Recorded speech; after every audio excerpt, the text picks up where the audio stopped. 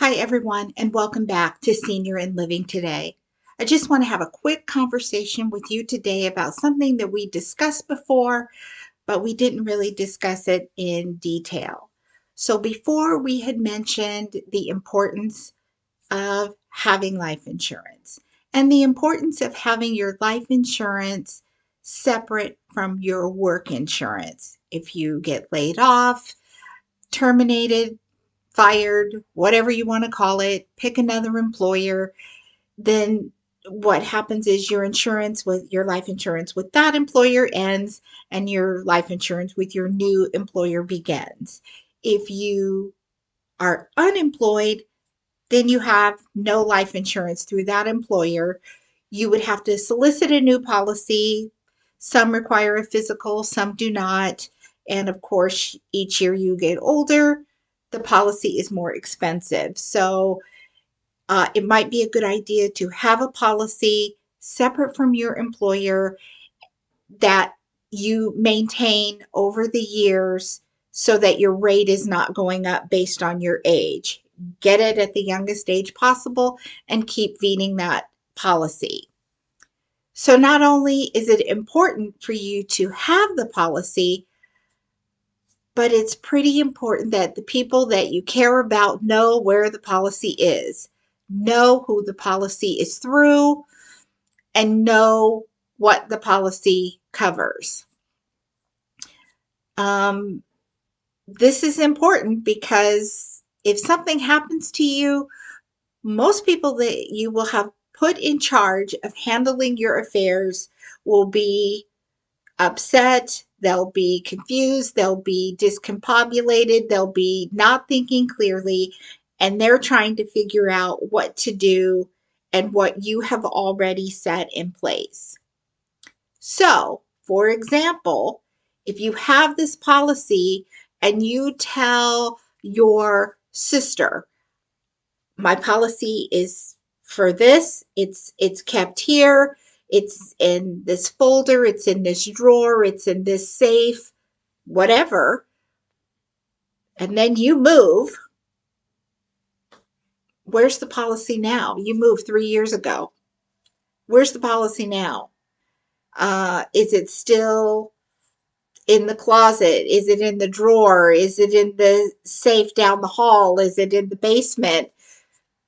Did you discontinue the policy? Did you keep up on the payments on the policy? Those kinds of things are important. If you switch companies and you're with, Northwest Mutual Life and you go to, Prudential or random names, do they know that? Have you taken the old stuff out and put the new stuff in that spot where you keep those items? This is important because if something happens to you, the first thing that's going to be said is there a life insurance involved? Is there a policy to cover affairs? You want to know what you're dealing with, and you want your family to be able to access that information fairly quickly. So, if you've moved, if you have not moved and you just changed the location of where you keep those items, it's super important that you communicate with your family where they would find that. They will not be thinking clearly if something happens to you. Not only is it important where they know where that is, but that you have communicated who your attorney is. So if you have a place where you're keeping your life insurance or you're keeping your will, those sorts of items in there should be your attorney's information, not just, a document signed by your attorney. Put your attorney's card in there. Have your attorney's letterhead with phone number in there. Your attorney's email, somewhere where they can contact and say, I have this. Is this the last copy? Is this the most up to date copy? Because again, you may have updated and changed things and they have not made it into the file. And so what you think is in place is not. So Just make sure that you take a half an hour and organize. Make sure you know where those important documents are, those phone numbers are in place, and make sure that the people that need to know where they are. You can you can put that in a family, you can put it in an email. You can put it in an email to the two important people that need to know, and they can save that. So if something were to happen, they could go and have that reference. Oh, she keeps it here. Oh, she keeps it there. I forgot, but now I remember.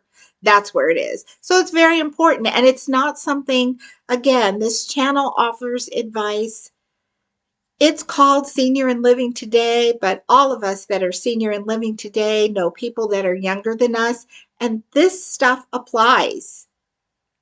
There is no age limit on how many times we're going to wake up.